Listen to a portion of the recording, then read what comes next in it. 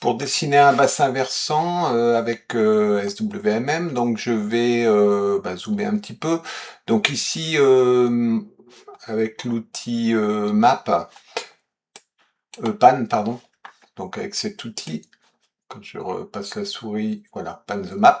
Donc je vais me centrer par exemple sur le lot numéro 1. Ce lot numéro 1, j'ai paramétré mon projet de manière à ce que mes bassins versants, en fait, par défaut, au niveau des bassins versants, donc subcatchment,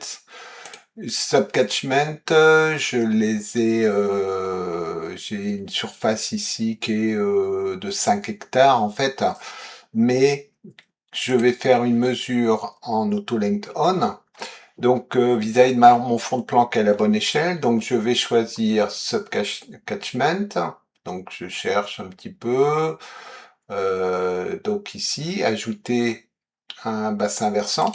Donc ce bassin versant, je vais le dessiner. Donc un premier clic gauche, pardon, avec la souris, un deuxième clic gauche, un troisième clic gauche, ok, un quatrième clic gauche, et puis si je fais un clic droit, ça va automatiquement se fermer.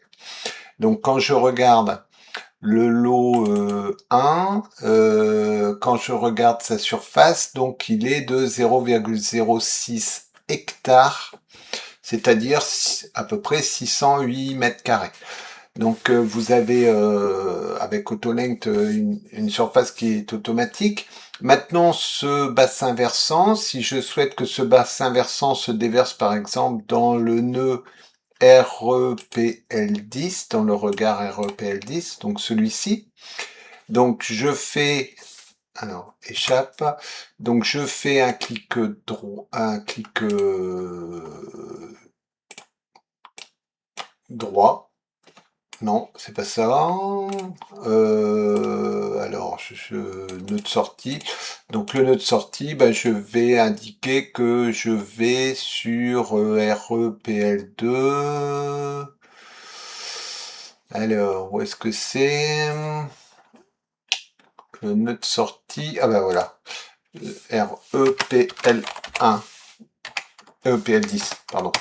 Donc à partir de ce moment-là, j'ai mon bassin versant qui se déverse dans le regard REPL10.